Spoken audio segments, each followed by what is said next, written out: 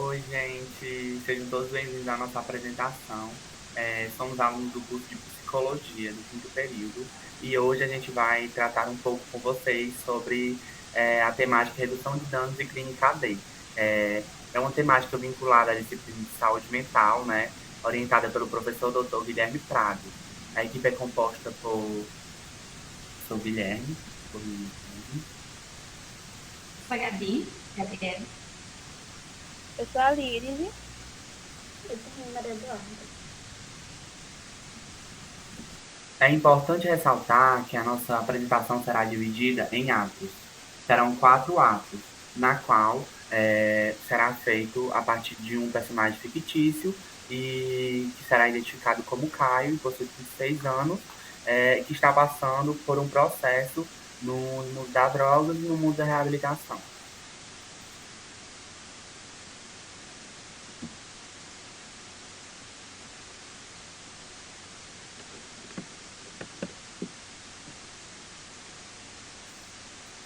Ato 1.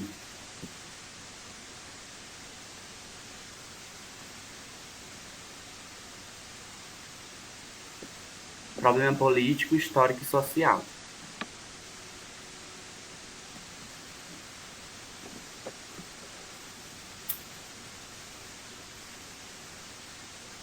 O meu nome é Caio. Eu tenho 36 anos. E eu vivi na rua durante 10 anos, mais ou menos, né? E assim, eu sou viciado em álcool, crack, cigarro, desde o começo da minha vida adulta. Durante a pior época da minha vida, eu procurei instituições que me ajudassem com essa dependência, né? E assim, várias vezes eu tive que recorrer a abrigos para poder me alimentar, né? Me higienizar. E passar, assim, algumas noites que eu sentia muito frio, né? Houve uma época que eu realmente eu queria me tratar, sabe? Eu achei que a internação clínica ela fosse me ajudar, mas aí, né, eu passava a maior parte do tempo dopado, sabe? As enfermeiras só me davam comida e remédio. E assim, quando eu saí de lá, não tinha pra onde voltar novamente, sabe? Aí eu voltei pras ruas, né? Eu, sem dinheiro, sem família. Eu peguei e acabei voltando pro mundo das drogas, né? Do álcool. E só que agora, né?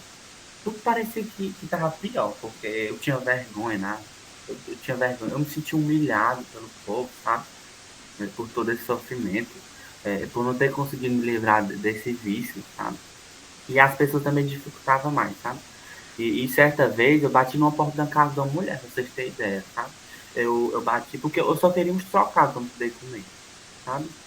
Queria um trampo, alguma coisa, mas a mulher ela me atendeu mal e olhou na minha cara e me expulsou, dizendo que não tinha emprego para ladrão, não.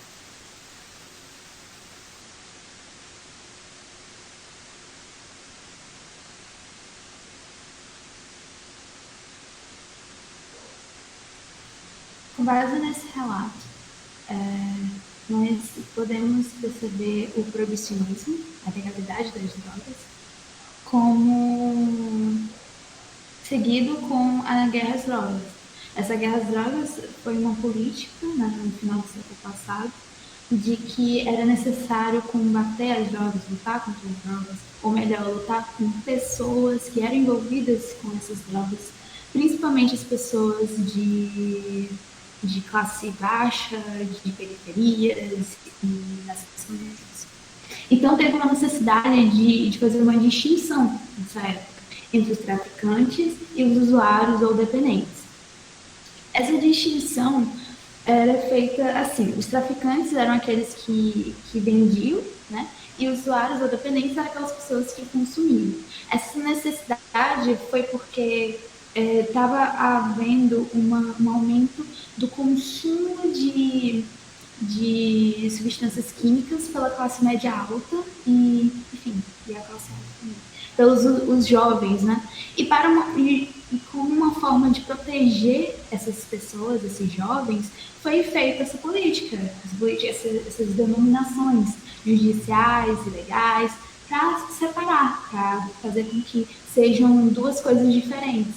Né? Então, os traficantes são aquelas pessoas normalmente associadas com a pobreza e são os marginais, são os ladrões, enfim, são as pessoas que estão fazendo algo ilegal.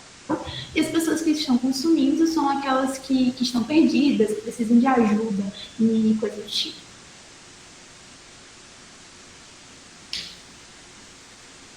Um dos maiores precursores do medo e do pânico na sociedade em relação às drogas durante esse período foi a mídia. A mídia ela foi um dos maiores precursores disso. Ela sempre evidenciava o quanto as drogas eram prejudiciais, nocivas, não importa a quantidade que você consumia essas coisas. Então era realmente um problema a ser resolvido. E era um problema que todos deviam temer, todos deviam sair correndo, sabe? E ir para bem longe das drogas. E só que tem um problema, né? Nós vamos ter pessoas com uma qualidade de vida boa, né? Uma qualidade de vida legal, que tem condições, tem acesso à informação e tudo mais.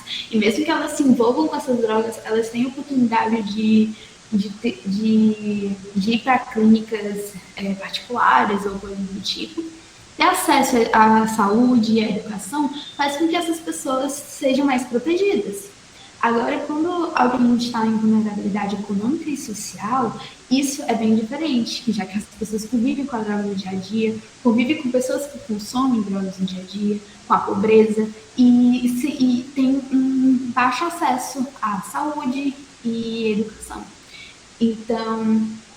Então isso vai levar a uma discriminação, racismo, preconceito muito grande com essas pessoas. Né? Então, as pessoas que têm um acesso maior, elas vão ter uma discriminação com as pessoas que não têm tanto acesso, vulneráveis, que estão em situações de rua.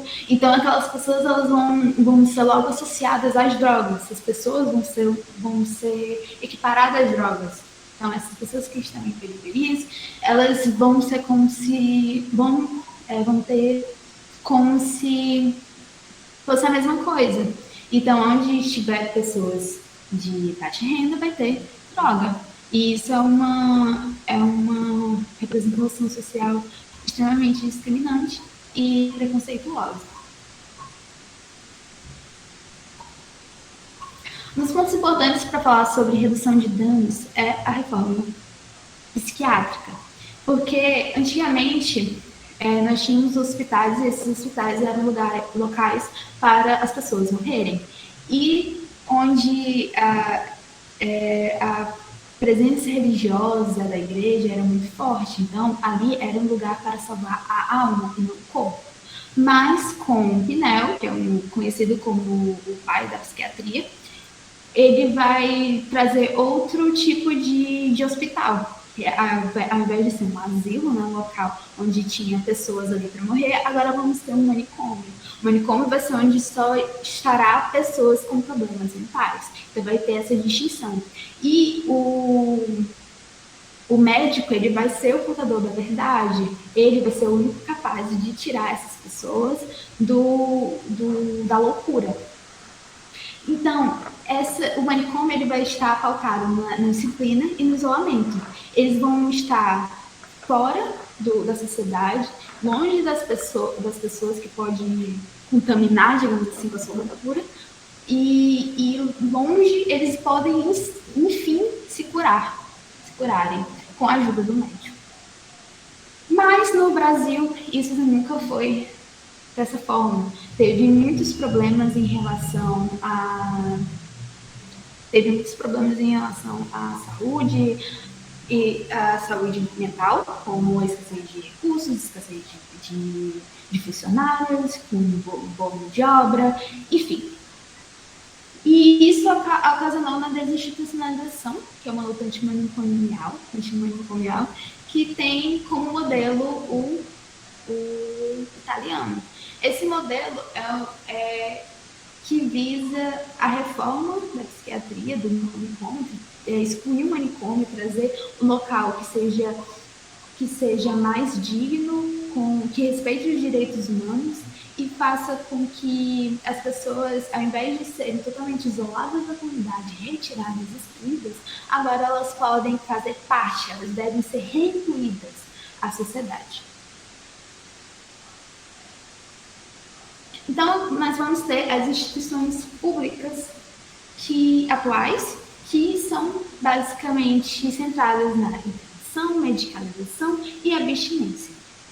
Então, é muito importante para essas instituições públicas que peguem pessoas que estão viciadas em substâncias psicoativas e tragam ela para dentro de uma clínica, internem ela, seja voluntária ou involuntariamente, e mediquem ela até ela não precisar mais consumir a droga que elas consumiam antes. No entanto, isso tem uma ineficiência desses modelos, porque depois que eles saem das clínicas, eles acabam voltando das drogas por vários motivos. Seja porque quando eles saem da clínica eles não têm mais um local para morar, seja porque eles acabam voltando para as ruas, ou seja por outros motivos que eles ainda não tenham superado. Então, nós vamos ter medidas sanitárias em relação às drogas, ao controle das drogas. Essas medidas sanitárias são formas de que o governo, o poder do Estado, encontrou de pegar as pessoas que estão em situação de rua, em montes, que estão consumindo em grupos de vários tipos de drogas, pegar essas pessoas e levá-las para as clínicas, seja voluntário ou involuntariamente. Dessa forma, fazendo com que tenha um certo higienismo, né, uma certa limpeza das ruas e não se importando com as subjetividades de cada pessoa.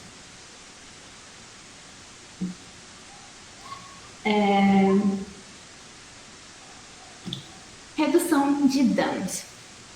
Nós vamos ter a redução de danos, que vai ser um tratamento alternativo para o cuidado AD, ou seja, para o cuidado de álcool e outras drogas.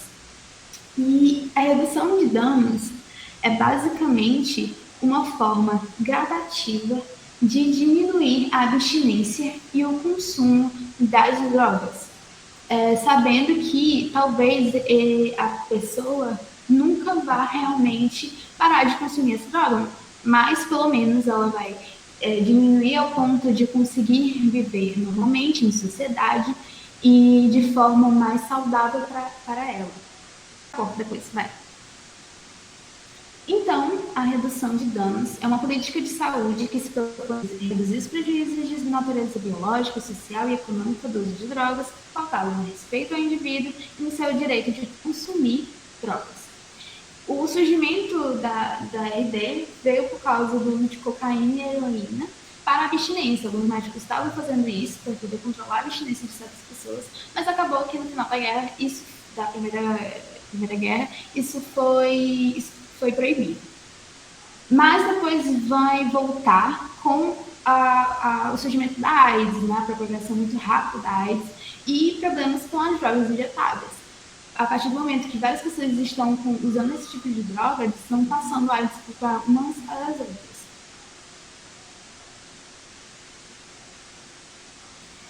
Nós vamos ter um grande surgimento, um grande início das práticas na Europa, nos anos 70, e uma forma de conseguir revolucionar os problemas relacionados ao consumo de drogas através da RD. Então, por exemplo, em 1990, nós vamos ter a primeira Conferência Internacional de Redução de Danos associada às drogas, em Liverpool. Em 1996, nós vamos ter a Associação Internacional de Redução de Danos. Enfim, e entre outras coisas que foram executadas durante esse período.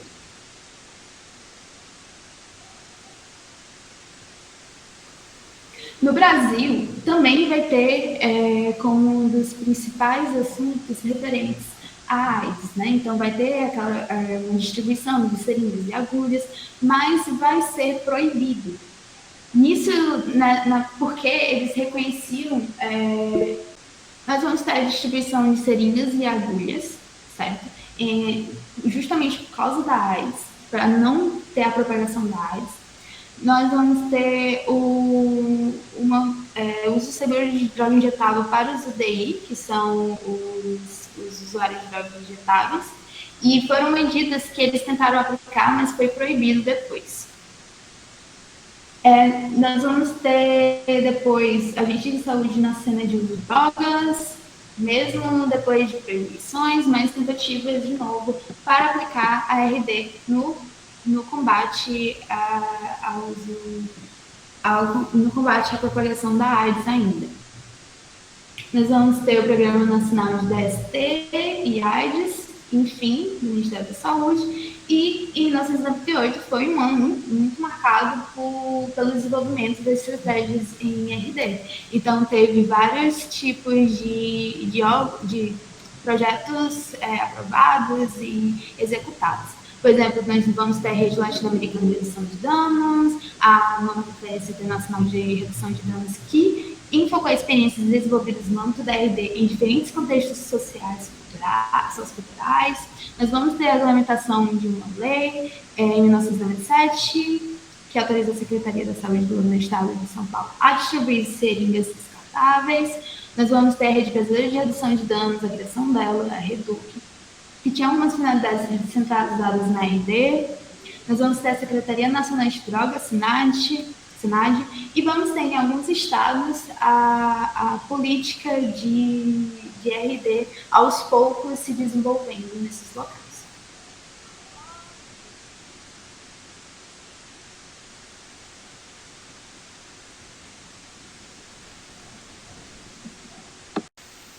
Ato 2, dependente.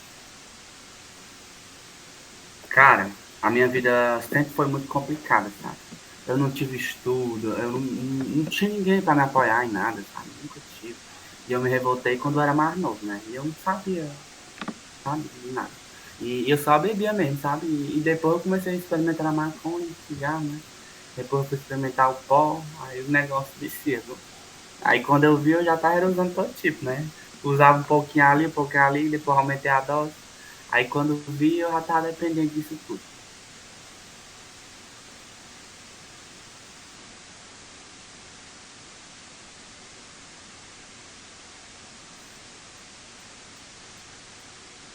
Então, gente, diante disso, né, a gente precisa entender alguns conceitos básicos relacionados às drogas, né?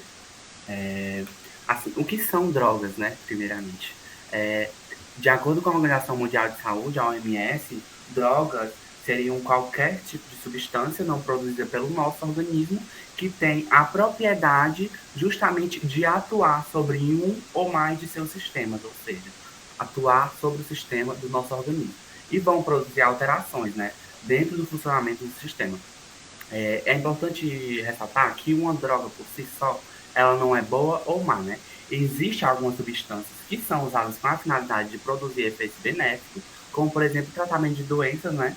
E que são considerados medicamentos. Mas também existem outras substâncias que vêm provocar malefícios na nossa saúde, né?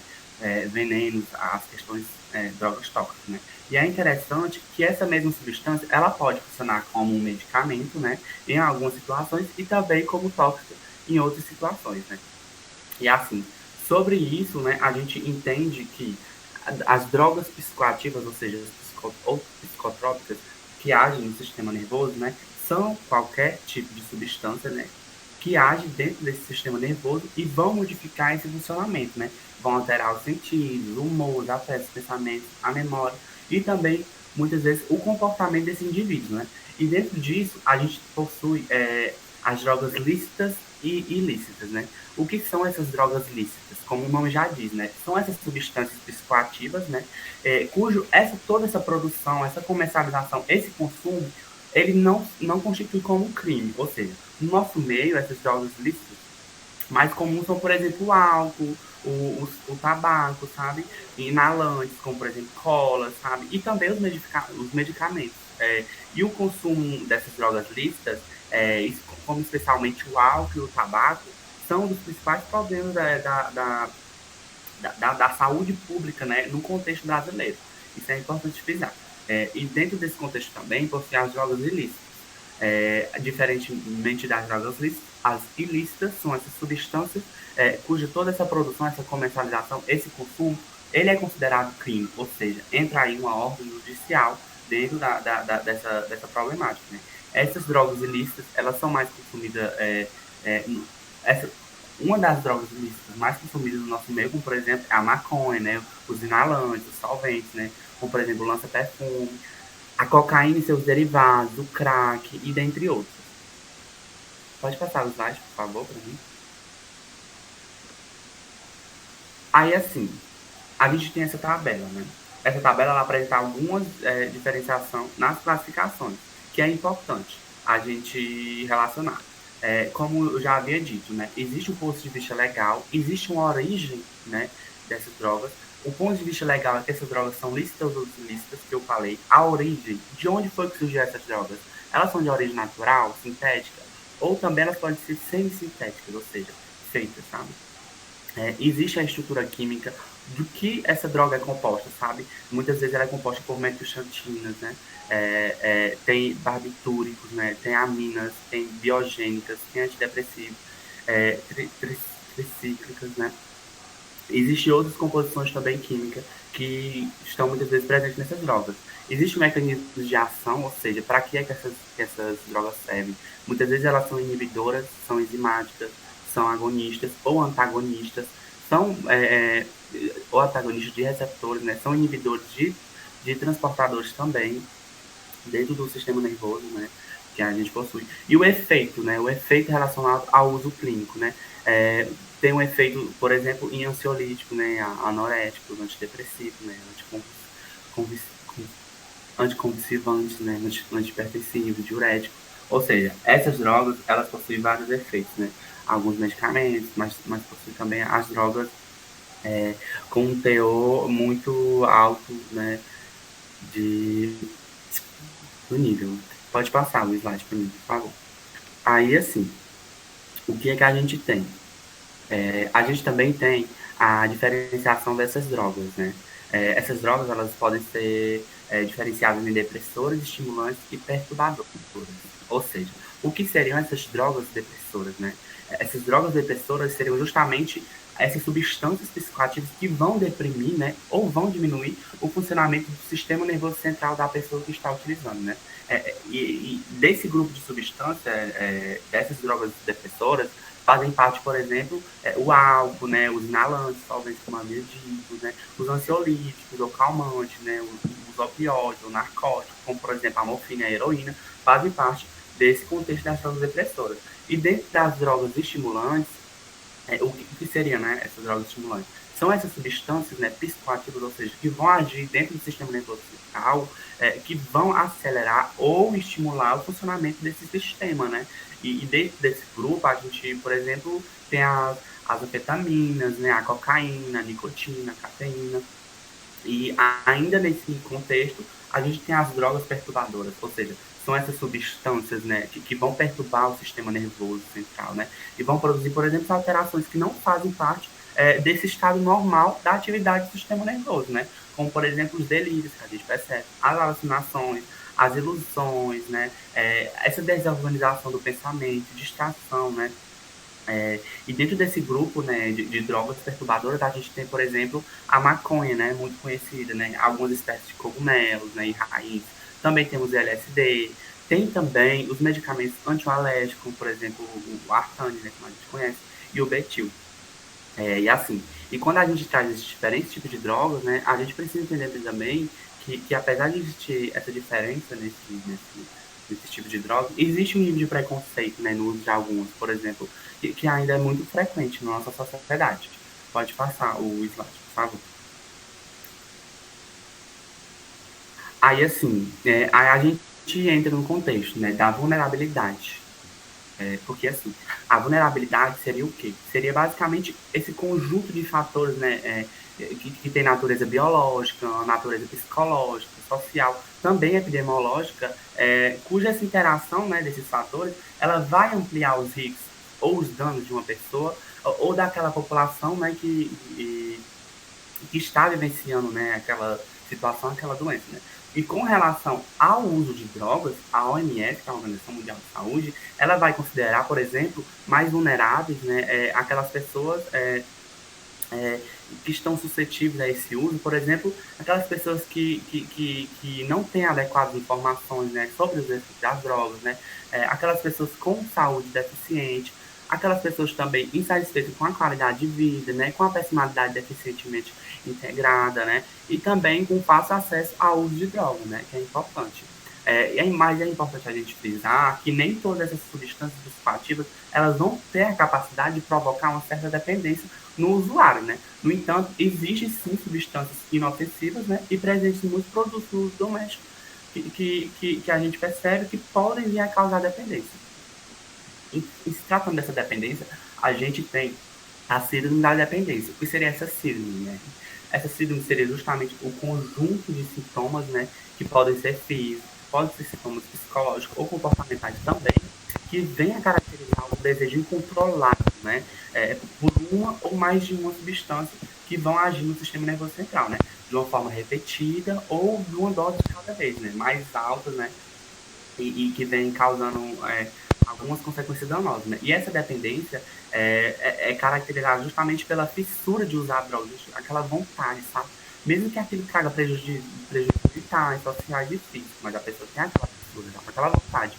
E o uso de drogas vai passar a ser o centro da atenção, o centro da vida daquele indivíduo. E ele deixa de lado os comportamentos, né? Inclusive esse cuidado consigo mesmo, com sua própria saúde, sabe? E aquele convívio social. A pessoa ela não se torna dependente de uma hora para outra. Isso é importante a gente frisar. Porque existe um processo, né? Entre esses diferentes níveis de consumo que essa pessoa está, no qual é possível a gente observar, né, e transitar de um lado para o outro, né? Voltar aos níveis anteriores, né? Estacionar em algum lugar, cair, retroceder e avançar em todo esse processo de dependência, né? E é necessário a gente avaliar as consequências de qualquer uso de drogas, porque assim, a identificação dessa dependência, ela está justamente atrelada a uma gama de fatores que vem se revelar mediante alguns comportamentos do indivíduo, né, que são observados, né, no seu conjunto. E justamente por essa razão, né, em vez de se falar dependência de drogas como uma questão de doença, né, a gente adota essa questão de referenciar essa dependência como síndrome de dependência, ou seja, é um conjunto de fenômenos comportamentais, um conjunto de fenômenos cognitivos, fisiológicos, que vão desenvolver, né, após o repetido consumo dessa substância psicoativa. Nesse contexto, a gente também tem a síndrome da abstinência, ou seja, o contrário da dependência, né? O grupo, que é justamente esse grupo de sintomas, né, que vão configurar essa gravidade de várias variáveis que vão ocorrer após essa cessação, ou seja, essa redução do uso de substâncias psicoativas, né? Que via sendo usado permanentemente durante um longo período ou em altas doses, né? E essa síndrome, ela pode ser acompanhada também por sinais de alterações fisiológicas, sabe? Que são evidentes, né? E essa síndrome de abstinência, ela vem ser um dos indicadores dessa síndrome de dependência, que eu havia falado. Porque o início, né, e o curso, o caminhar dessa síndrome de abstinência são limitados no tempo e são relacionados ao tipo de substância e às doses que vinham sendo usadas, né? Justamente após essa interação ou a redução desse uso. Tipicamente, as características são justamente opostas, né, à intoxicação aguda. Aí você pode passar no slide, por favor. Aí, assim, dentro desse contexto, né, de uso de drogas, de conceitos e características, a gente tem a classificação dos usuários em relação a isso, né? Existe o usuário que é experimentador, existe o usuário ocasional, existe o usuário habitual, existe o usuário dependente. Guilherme, o que seria esse usuário experimentador? Ou seja, é um uso habitual. É aquele usuário que por pressão de um grupo, por uma curiosidade, né, ou por outro qualquer motivo, ele vai experimentar o uso de uma ou mais drogas num ambiente que favorece, né? Pode ser, por exemplo, um jovem, um adolescente que vai usar uma maconha numa companhia de amigos, em uma determinada festa, né? Justamente pela facilidade que essa droga é passada, né? E na maioria das vezes, né, salvo casos especiais, o contato com essas substâncias, elas não voltam a repetir. Por isso que é um uso eventual, experimentador, essa pessoa no início, entendeu? Aí existe o uso ocasional recreativo, ou seja, que são situações específicas, né, que esse usuário vai utilizar uma ou mais substâncias, né, quando elas estão disponíveis, que pode não ocorrer uma certa dependência, né? O consumo ele não afeta negativamente a vida desse indivíduo, né? Entretanto, é importante a gente frisar que é preciso estar atento aos sintomas que podem começar a aparecer, porque pode indicar o início de dependência, sabe? Aí a gente também tem o usuário habitual, né? Ou seja, hábito, vem de hábito. É aquele usuário que faz uso frequentemente, sabe? mas que o uso também ainda é controlado, entendeu? Porque a gente chega na fase do usuário dependente, ou seja, é aquele usuário que depende daquela droga, sabe? O consumo vai ser frequente, pode ocorrer entre 3, 4 dias na semana, todos os dias na semana, e um dos principais sintomas disso, né, o mal-estar físico e mental causado por esse eventual uso de drogas. Pode passar o slide, por favor? Aí, assim, é importante a gente entender que existe uma certa questão da dependência moralista que a gente ainda percebe na nossa sociedade, né? Que, assim, durante muito tempo, né, a dependência de álcool, de outras drogas, ela foi considerada dentro de uma visão moralista, ou seja, segundo o qual a pessoa que se tornava independente pela falta de caráter, ela não tinha caráter, né? Mas hoje a gente admite que o desenvolvimento dessa dependência, né, ela inclui tanto os fatores biológicos, como fatores psicológicos, como fatores comportamentais, culturais, sociais, enfim, passou-se a perceber, né, que o caráter multidisciplinar e complexo existe, né, nessa questão da síndrome de dependência, né? E com base nessa concepção que a gente tem, né, o dependente, ele passa a ser visto como alguém que necessita de ajuda, alguém que deve, né, que a gente deve disponibilizar uma rede de serviços que proporciona essa recuperação na inserção social. É uma questão social, por quê, né? Porque, assim, o indivíduo está dentro de uma sociedade, né? E essa perspectiva, dentro dessa perspectiva, é interessante a gente entender essas relações, né? E não é um fenômeno individual, por quê? Porque o uso de droga não é uma decisão pessoal isolada do contexto social, porque, assim, ao longo da história da humanidade, o uso dessas substâncias vem se alterar, né? A consciência que vem se alterar a consciência, esteve presente, sabe, em toda a sociedade. Além dos fatores sociais amplos, né, as decisões individuais, elas são influenciadas, né, por fatores internos, experiências relacionadas com a família, né, com os pares, com a comunidade mais próxima também. Numa dimensão mais ampla, né, essas condições sociais, como por exemplo o desemprego, a discriminação, o empobrecimento e a violência, como também a disponibilidade desse acesso à droga, são fatores que configuram, né, todo esse processo, desse fenômeno, né, fenômeno social e de configuração da abuso a drogas.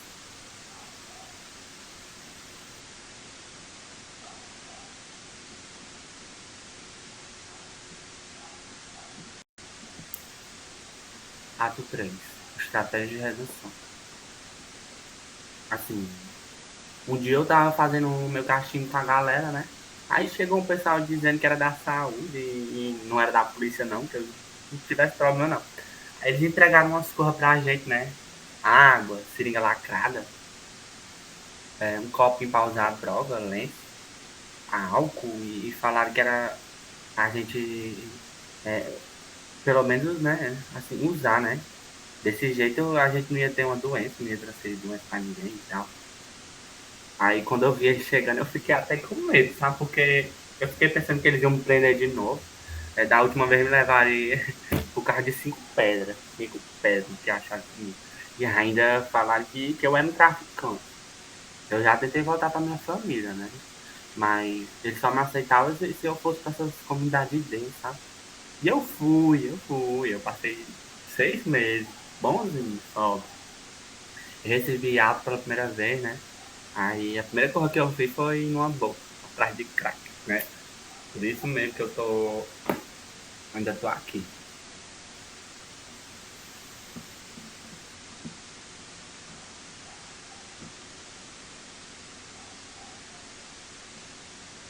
Bom, então a gente viu aí um exemplo do que seriam e o que não seriam algumas estratégias no tratamento da redução de danos. Então eu vou começar falando sobre a política de atenção integral ao uso de álcool e outras drogas. Ela foi feita em 2003 e ela vai reconhecer o uso de álcool e outras drogas como um problema social e de saúde. Então, por ser uma política de atenção integral, ela vai focar na prevenção, no tratamento e na educação popular em saúde. Então, ela vai buscar fazer essa afirmação quanto à cidadania do indivíduo que faz uso de drogas, de seus direitos, e ela vai definir algumas estratégias mais específicas, como a construção de quais atitudes quais estratégias e quais projetos de tratamento podem existir dentro dos CAPs e qual o papel qual o papel das redes e dos dispositivos de saúde na atuação do tratamento de pessoas do uso de álcool e outras drogas. Ela ainda traz essa ideia de que deve existir esse discurso de ser contra a droga, de existir palestras nas escolas falando quanto a droga é ruim em algum desses pontos.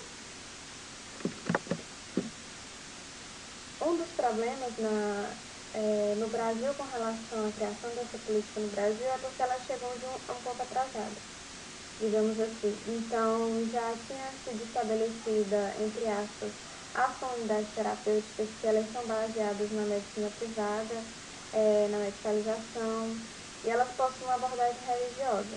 Essa abordagem religiosa, ela também vai existir dentro do Alcoólicos Anônimos e Narcóticos Anônimos, como, por exemplo, pessoas que frequentam esses encontros, eles devem praticar os 12 passos. E também existe a lógica da abstinência nesses dois ambientes, de que a pessoa, o objetivo é que a pessoa fique sóbria. Inicialmente ela vai passar pela abstinência e ela vai ter que ser uma pessoa sóbria e que não vai mais utilizar nenhum tipo de droga pelo resto da vida dela. E como ele traz essa ideia de cura, de que a pessoa vai parar e não vai querer mais nunca na vida dela, através da sua crença em Deus, rezando muito, de que Deus vai lhe dar essa vontade para nunca mais usar as drogas. Então, são estratégias com esse discurso motivacional e que eles acreditam que é de alguma forma terapêutica, que vai estar presente nessas comunidades e nos encontros dos alcoólicos anônimos e do narcóticos anônimos. Mas são estratégias que elas não possuem nenhum embasamento teórico. Pode passar. Então, o que são realmente as estratégias da redução de dano? A estratégia de redução de dano, ela foca principalmente na autonomia do indivíduo. O indivíduo ele vai ser um ser ativo nesse processo. Então, ela vai focar na autonomia, no diálogo e nos direitos das pessoas, dos usuários de drogas. A abstinência, ela não vai ser o principal objetivo. Ela pode sim fazer parte desse projeto, do projeto de tratamento, do plano de tratamento, só porque ela não vai ser o objetivo final. Isso vai depender muito do indivíduo e do que o profissional de saúde, junto com o indivíduo, vai ver se aquilo vai ser benéfico para ele ou não. Então, não existe na estratégia de redução de danos um único objetivo central. Não é que não exista. Um único objetivo central seria a qualidade de vida do ser humano, é a promoção de saúde, que aquele indivíduo ele possa ser um ser humano saudável, que ele possa voltar a viver socialmente. Então, vai ser, nas estratégias, vai existir a criação e a sistematização de intervenções junto à população. Essas intervenções, essas estratégias, elas não vão ser criadas sozinha pela equipe multiprofissional. Essa equipe multiprofissional, ela vai tentar compreender junto com o indivíduo o que é que vai ser melhor para ele. E com isso vai existir a articulação do território, porque faz parte da estratégia a reinserção desse indivíduo socialmente, para que ele possa, por exemplo, voltar para o seio familiar, caso seja essa a vontade dele ou a vontade da família também, para que ele possa conseguir um emprego, para que ele possa ter a sua própria renda. Então, tem que existir essa articulação dos dispositivos de saúde, das redes de saúde e de atenção do usuário com o território, com as comunidades. Então, o indivíduo, o usuário de droga, ele vai ter a liberdade de escolha. Dentro da estratégia também vai existir a responsabilidade individual, a familiar e a responsabilidade social, bem como também, como eu já falei, da conexão com as redes sociais de apoio. Nos casos de crianças e adolescentes que são usuários de álcool e outras drogas, O projeto de intervenção ele vai ser feito de forma integrada com a comunidade e áreas especializadas como o Centro de Atenção Psicossocial Infantil. Então, assim como no caso dos adultos, busca-se essa reinserção social, mas também existe a reinserção dessa criança dentro do ambiente escolar. Pode passar, né? Então, esses são alguns dos dispositivos psicossociais que vão estar presentes no projeto das estratégias da redução de danos. O CAPS-AD vai ser um dos principais, se não o principal, o CAPS-AD e o CAPS-AD 24 horas. Que vai ser basicamente, no CAPS-AD, existem os atendimentos psicoterápicos individuais e em grupo, oficinas terapêuticas, visitas de atendimentos domiciliares e atividades comunitárias. No CAPS-AD, onde é o principal ambiente que o usuário que vai existir esse acompanhamento contínuo. Então, por exemplo, no CAPS-AD, o usuário de droga ele vai poder, por exemplo, chegar, caso ele esteja em processo de abstinência leve. Nesses casos, ele pode chegar sim aí ao CAPS-AD. Entretanto, se for num processo da abstinência mais grave, ele deve ser encaminhado para um hospital. Na Atenção Básica de Saúde, no NASP, lá vai ser articulado ações intersetoriais, vai ser realizada a identificação dos casos, oferta de assistência, redução de danos, prevenção junto às escolas, igrejas, associações de bairros, Conselho Local de Saúde e outros segmentos da comunidade local. Então, o NASP, que é o Núcleo de Assistência à Saúde da Família, ele vai estar voltado justamente e vai estar centralizado dentro da comunidade. Então, a sua ação vai ser justamente na comunidade. Como eu já falei, nas escolas, nas igrejas, dentro dos bairros. E como ele também está dentro desse ambiente, ele vai poder fazer esse mapeamento, saber quantos usuários existem naquele local, quem são eles e assim por diante. No consultório de rua, esse atendimento, como ele fala, ele vai acontecer realmente na rua, ou seja, ele vai ser voltado para aqueles indivíduos que são usuários de drogas que estão nas ruas. Então, nele vai existir a integralidade do cuidado e na atuação no território do usuário, enquanto conceito que vai além do geográfico. Ou seja, algumas coisas, como por exemplo, algumas coisas eles vão ser diferentes. Então, por exemplo, o foco do tratamento ele não vai ser na comunidade como no território especificamente, assim por dizer, não vai ser especificamente no bairro.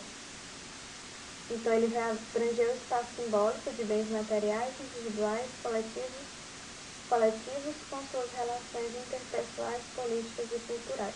Então, o foco não vai ser o lugar onde ele está, assim como nos outros.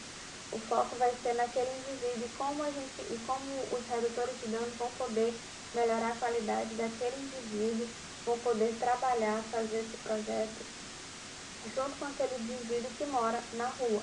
Então, é muito isso que a gente vê na redução de danos. Os projetos de tratamento eles vão ser adaptados ao indivíduo. Então, independente do lugar, qual lugar que ele ocupe, onde ele esteja, esse tratamento ele vai ter que ser adaptado para aquele indivíduo. Então, temos também o CRAS e o CREAS. No CRAS, que é o Centro de Referência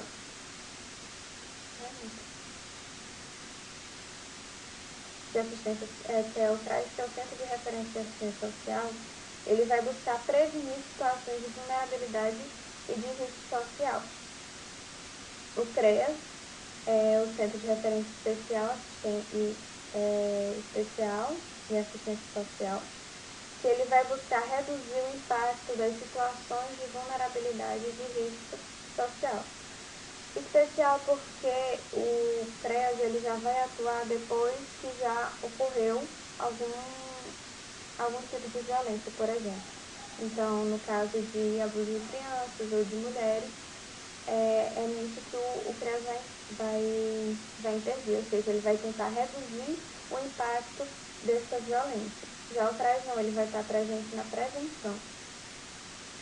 Então, o CREAS e o CRAS, eles vão estar atuando juntamente com o CAPS e com os outros dispositivos.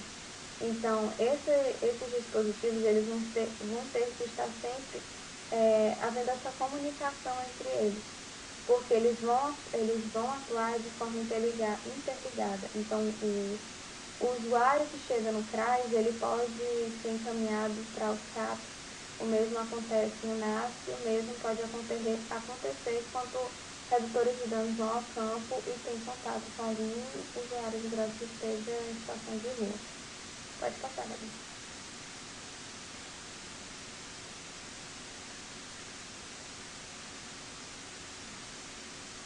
Então, algumas intervenções que estão presentes nas estratégias de redução de danos. A Gabi até falou no início, por exemplo, sobre a lei que permite que haja essa distribuição de seringas descartáveis aos usuários de drogas. Isso é previsto em lei, os usuários eles estão protegidos por sendo que os profissionais de saúde ser sigilosos aqueles pessoas que eles distribuem essas seringas, até porque geralmente está ligado ao uso de drogas ilícitas. Então, a entrega dessas seringas descartáveis, copinhos para usar droga, álcool para limpar o local onde vai ser feito o uso da droga no corpo, água potável, material informativo e educativo, eles vão estar principalmente ligados para buscar a redução da incidência de infecções sexualmente transmissíveis. Uma vez que esses usuários, eles podem chegar a compartilhar uma seringa, usam a mesma seringa mais de uma vez. Então, isso aumenta a possibilidade do crescimento e da transmissão de doenças. Então, buscando justamente prevenir isso, vai existir esse movimento.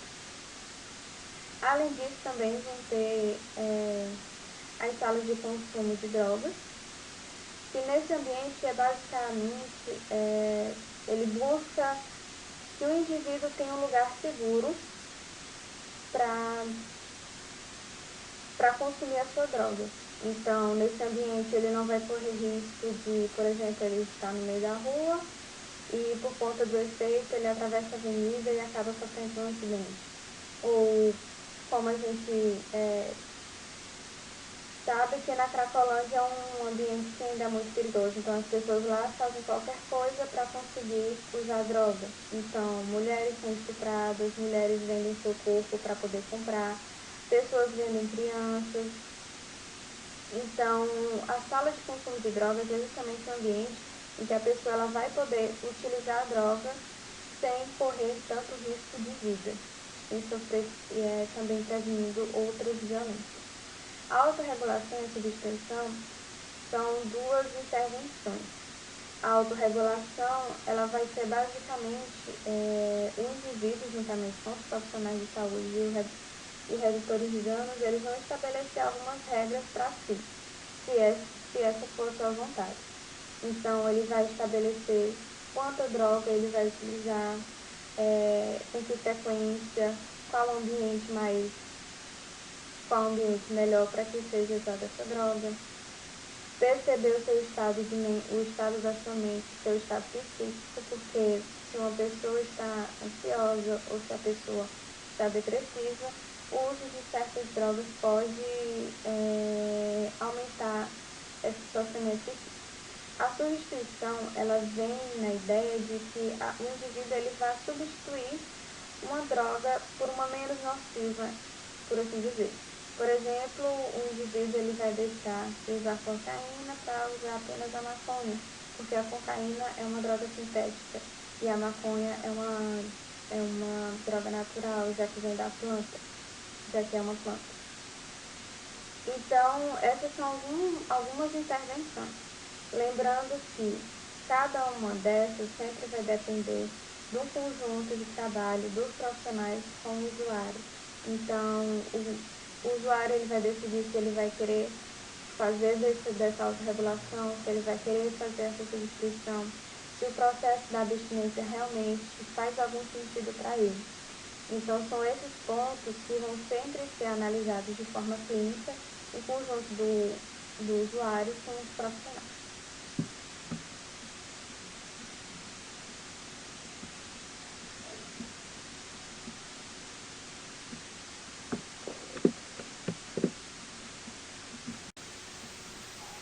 Quatro, quatro.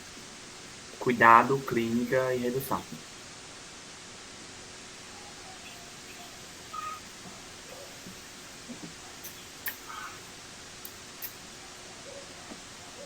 Quando eu estava internado, eu tomava muitos remédios e eu nem conseguia expressar o que eu estava sentindo ali, sabe? E quando eu voltei para a rua, eu tentei até parar, mas era mais forte do que eu o negócio. Ao menos eu tenho recebido um apoio do pessoal da saúde, né? Que aparece e que vem aí ajudar a gente. Eu não tenho emprego, mas eu tô me esforçando bastante. Eu consigo tomar banho, né? E eles não estão me obrigando a nada, né? Eles estão sempre tentando reduzir esse meu uso do crack, sabe? Do cigarro. Eu tô usando é mais maconha ultimamente. Às vezes, um deles fica conversando comigo. Eu até gosto, sabe? No início, quase eles não falavam nada, não. Mas agora eu já me sinto até melhor, sabe? Falando com eles.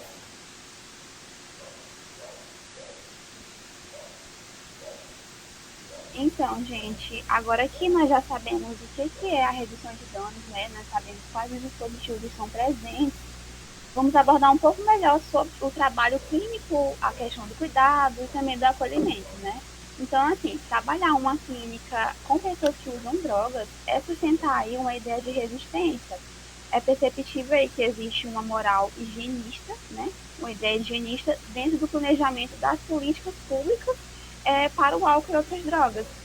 Então, é a partir daí que vai urgir a necessidade de pensar uma clínica triangular, que é uma clínica que vai incluir ali o sujeito, o momento sócio-histórico e não só a substância, como tem acontecido ultimamente. As pessoas têm dado um foco maior para a substância. E é por isso que ideias como, por exemplo, a internação compulsória, a retirada total das substâncias, elas não fazem parte da ideia de cuidado que a gente quer propor aqui, né? Porque isso é feito sem, por exemplo, a construção de outros modos de existência para que aquilo possa ter efeito. Então, isso acaba, essas práticas de internações compulsórias, por exemplo, acaba ali fazendo parte daquelas políticas de governo e também de uma clínica que tem como marca aí um pensamento muito simplista, uma precariedade de pensamento, digamos assim, que é baseada em quê? Em culpabilizar o sujeito e demonizar as substâncias. E essas práticas, elas ainda, além delas gerarem mais sofrimento, elas também colaboram com uma certa exclusão, né?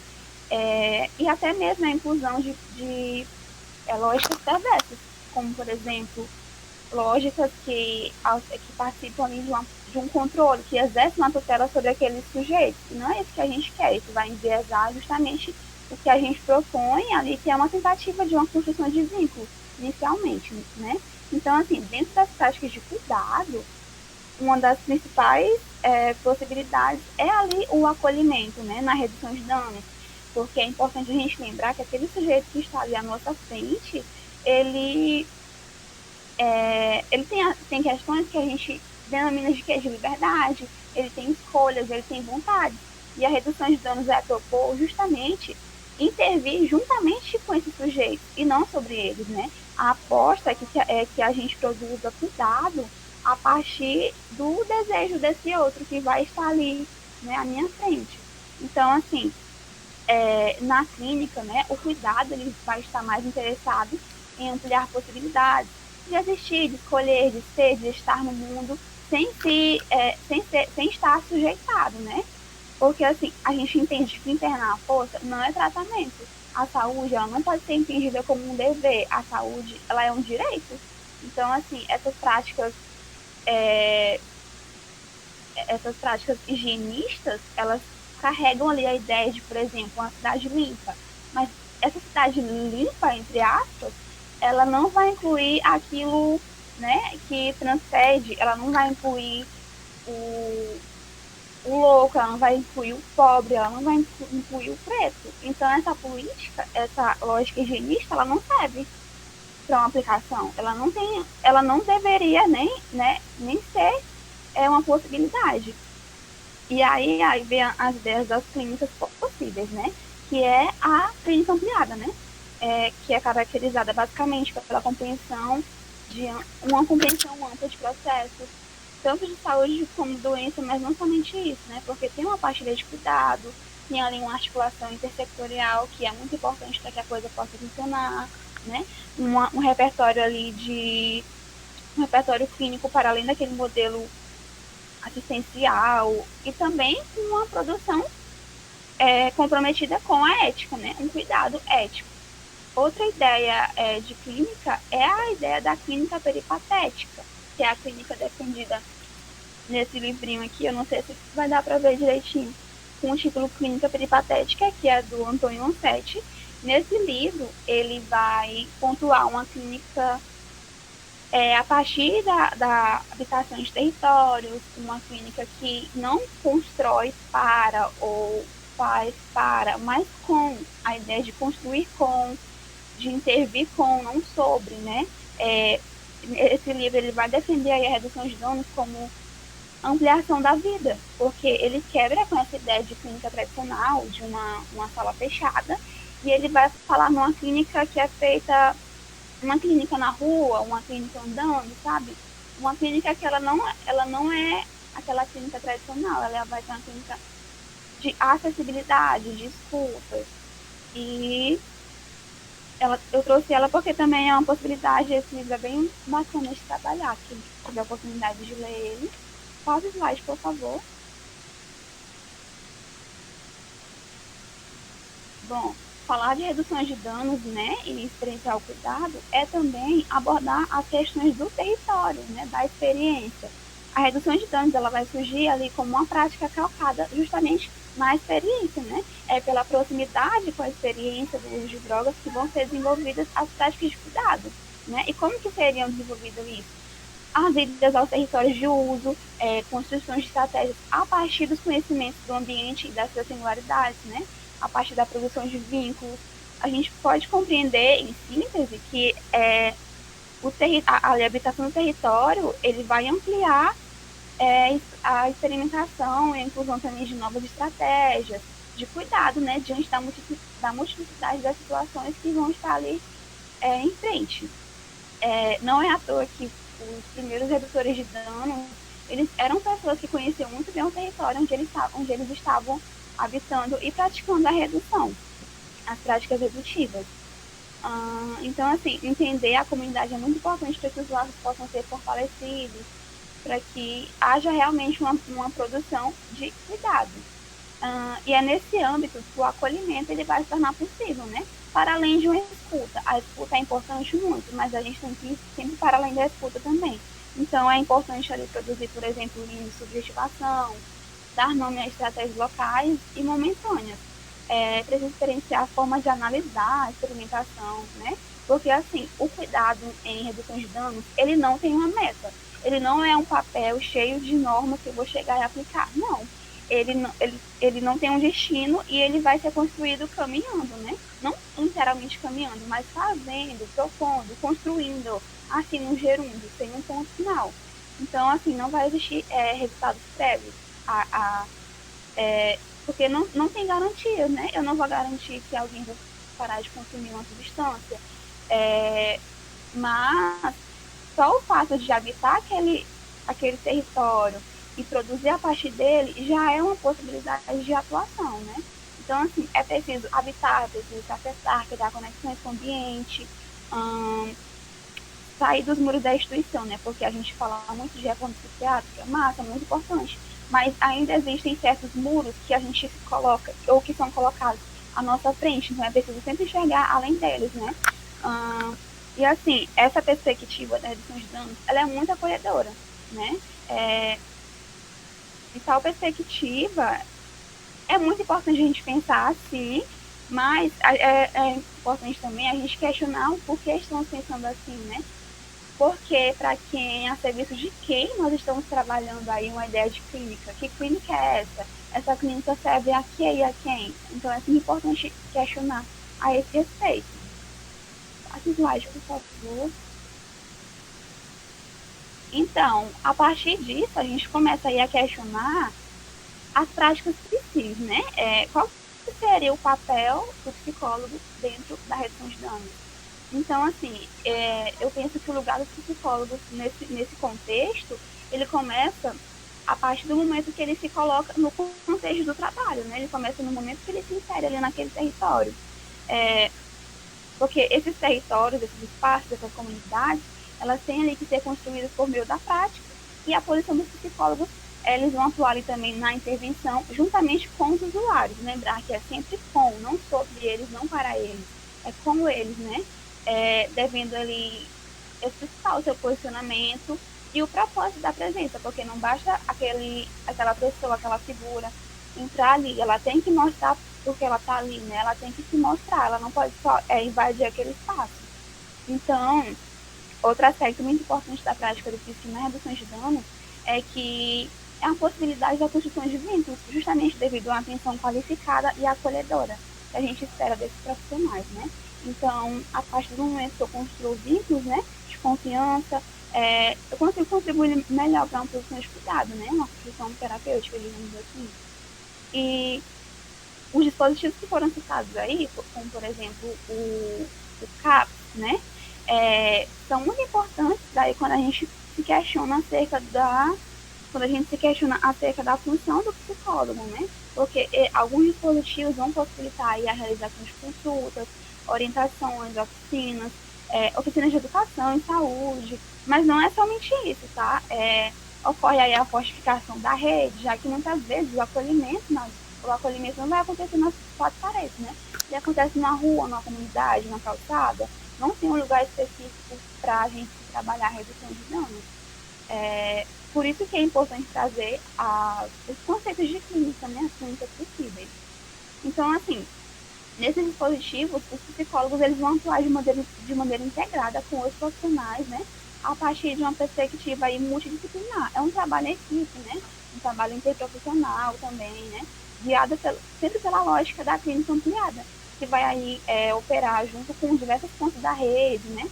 Como a atenção psicossocial, a RAP, que vão estar presentes aí nesse território de intervenção. Então, o psicólogo ele vai poder ali também potencializar laços, né, acolher, cuidar desde a urgência até acompanhamento psicossocial, né? E além disso, vai intervir nas cenas de uso, vai criar vínculos, vai garantir acesso. É importante ressaltar que são práticas que devem acontecer sem preconceitos e sem a ideia da psicossoriedade. Então, assim, os atendimentos psicoterápicos individuais em grupos também são possibilidades, né? Em alguns dispositivos.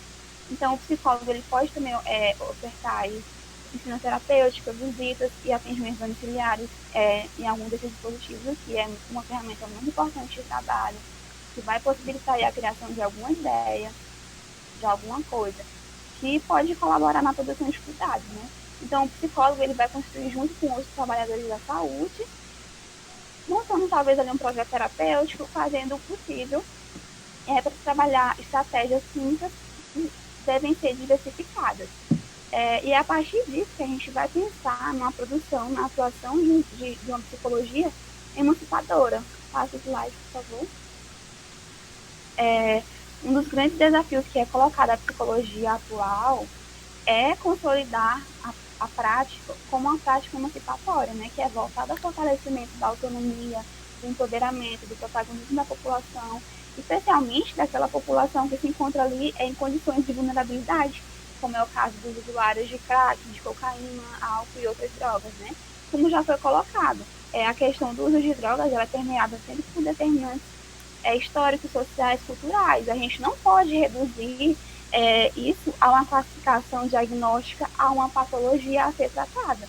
por outro lado, né, não se pode negar que o uso do álcool, por exemplo, o uso abusivo, colocar a substância no controle da vida da pessoa, criar uma condição de assujeitamento, de tutela, porque a gente não construiu aqueles corpos, né? São pessoas.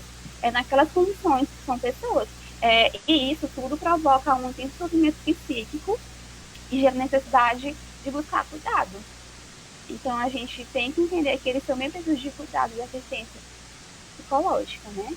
E essa prática, ela sempre está ali alicerçada à superação da exclusão daquele estigma que cerca o usuário de álcool e outras drogas. Então, a gente tem que trabalhar aí numa atuação na produção dos modos de subjetivação possível, porque a gente sempre fala de subjetividade, mas quais seriam os modos de subjetivação que estão aí possíveis de serem desenvolvidos, de serem desencadeados, né? De serem construídos. Então, assim, a constituição da rede, ela vai passar pelos cuidados, devem ser elaborados pela rede de profissionais e, em resumo, a gente precisa ampliar a nossa visão que a gente tem sobre o uso abusivo do álcool e de outras drogas, né?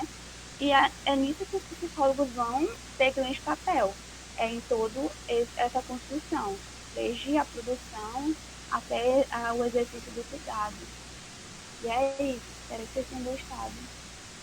Qualquer coisa pode entrar em contato conosco para a gente discutir sobre o assunto. Valeu!